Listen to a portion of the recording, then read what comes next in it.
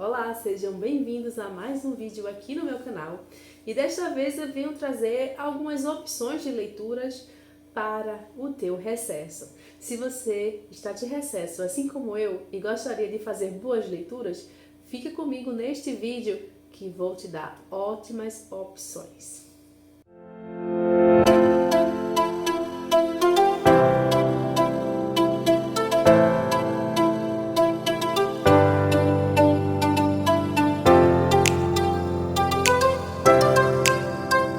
Que bom que você ficou comigo neste vídeo e eu vou trazer aqui 6 opções de leituras. Eu dividi entre contemporâneos e clássicos e também nacionais e estrangeiros.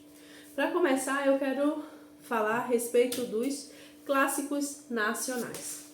Então, como eu não sei o teu gosto, se você é mais do tipo dramático, humor, então eu resolvi trazer como amostra para literatura nacional e clássica O Alienista, de Machado de Assis, e Graciliano Ramos, Vidas Secas. A começar por O Alienista, ele é escrito por Machado de Assis e é um médico, psiquiatra, que resolve que algumas pessoas têm problemas mentais, inclusive até a própria esposa. E aí ele resolve que vai lá para Casa Verde e vai tratar e vai... Daqui a pouco ele tá aprendendo, digamos assim, né? Internando, né? Melhor falando, os personagens lá dessa história, tá? Neste livro, Machado de Assis propõe a segunda pergunta: quem é louco? Conhece a história do médico Simão Bacamarte, dedicado estudioso da mente humana, que decide construir um asilo para tratar os doentes mentais na pequena cidade de Itaguaí, a Casa Verde. Quem entra e quem fica de fora, surpreenda-se com o final. Essa é a premissa desse texto aqui, que é curtinho. Nesta edição aqui, ele conta com mais ou menos 60 páginas. Então, eu acredito que uma ou duas sentadas você consegue ler este livro, tá? O próximo livro que eu vou indicar, como eu já falei, Vidas Secas. Esse aqui já tem uma pegada diferente. Nessa edição ele tem cerca de 112 páginas e vai contar a história de uma família de retirantes, Fabiano e Dona Sinhá, os 2 filhos, o filho maior, o filho menor e a baleia, a cachorrinha deles. Tá? Então aqui tenho certeza que alguns trechos desse livro vai te fazer chorar, ou se não conseguir te fazer chorar, vai ficar bem próximo disso, tá? Você vai perceber a situação deplorável, miserável, que é essa dos retirantes, e sem falar que este livro aqui teve aluno que já até utilizou na introdução da redação para fazer a contextualização, tá? Então, é um livro daquele que eu gosto de dizer que ele traz muitas ramificações. E dependendo do tema da tua redação, ou melhor, dependendo do tema da redação, você pode até utilizar Vidas Secas, se você for um vestibulando, claro. Se você não for um vestibulando, nada impede de você ler essa preciosidade aqui, e eu tenho certeza que vai ser uma das melhores leituras da tua vida. Bom, seguindo essa linha de literatura, de ficção, eu vou seguir com O Velho e o Mar, certo? O Velho e o Mar é um grande clássico da literatura americana, né? Conta aí essa saga, né, do senhor que resolve voltar ao mar, né, do pescador, e aí ele vai encontrar alguns desafios a ser vivido. Eu tenho certeza absoluta que essa leitura vai te trazer grandes emoções e grandes aprendizados também. Bom, falando em aprendizado, e eu vou utilizar também da metáfora, eu indico A Metamorfose de Franz Kafka. Essa edição aqui, ela conta com 96 páginas, então também é um texto que inclusive tem resenha aqui no meu canal. Eu vou deixar o link para que você conheça, se você não conhece ainda. É um livro que é dividido em 3 partes e conta a história de um jovem, Gregor Samsa, que um belo dia, de repente, ele acorda metamorfoseado num inseto monstruoso, gigantesco, asqueroso e vive naquele dilema porque ele é o arrimo da família, ele precisa ir trabalhar e, ao mesmo tempo, vive nessa luta consigo mesmo e até mesmo com a família, por que não dizer? Em busca aí dessa retransformação, né? Voltar a ser a mesma pessoa que ele era antes. E aí, ao longo dessa leitura, a gente consegue perceber que existem algumas metáforas para a vida e a vida até atual, e que eu trago essas explicações lá no vídeo. Eu não quero dar spoiler, eu só quero que você, se você ainda não conhece, leia, é uma ótima opção e vai fazer você refletir bastante. E se você é daqueles que gostam de também saber um pouco, ou se você já leu e quer saber qual foi a minha opinião, a minha visão a respeito deste livro, acessa aí a resenha de A Metamorfose, tá? Bom, esses são os 4 livros de ficção clássicas, né, que eu venho trazer para vocês. É uma leitura rápida, gostosa de se ler. E se você não é tão adepto a leituras clássicas, mas adora um livro contemporâneo, a minha indicação é Olhos d'Água, de Conceição Evaristo. Bom, vamos para você que é vestibulando. Se você vai fazer o vestibular da FUVEST, por exemplo, este livro aqui está na lista de leitura obrigatória. Se você não é vestibulando, é só um leitor e gosta de conhecer histórias emocionantes, histórias que façam você refletir, leiam Olhos d'Água.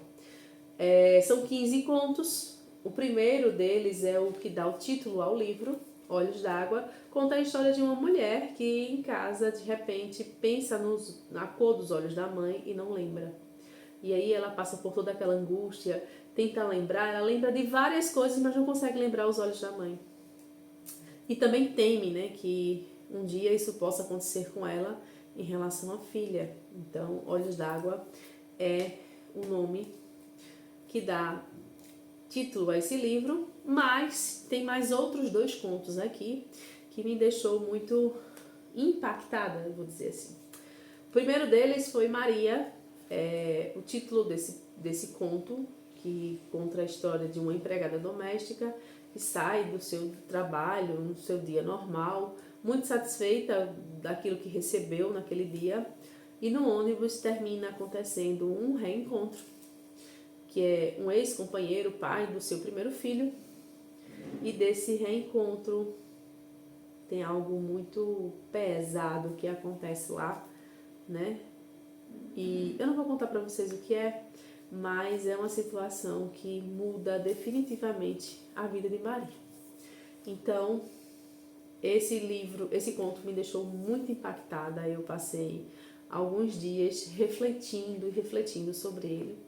E o outro também que tem aqui, que eu gosto muito e também me deixou ter um sacode, um levante assim, que é Quantos Filhos Natalina Teve, certo? Conta a história de uma jovem e as quantidades de filhos, como o próprio título já diz, que ela colocou no mundo, certo? E aí você consegue perceber que o ser humano é cruel. O ser humano como é que a gente pode definir? É uma crueldade, né? É monstruoso às vezes. Então, eu aconselho você também, quando for ler este livro, dê atenção a esses 2 contos, que são muito reveladores, né? Eles mostram uma realidade que às vezes a gente não para pensar de fato, né? E quando a gente lê isso, a gente dá um giro, dá um sacode, faz a gente refletir bastante, tá?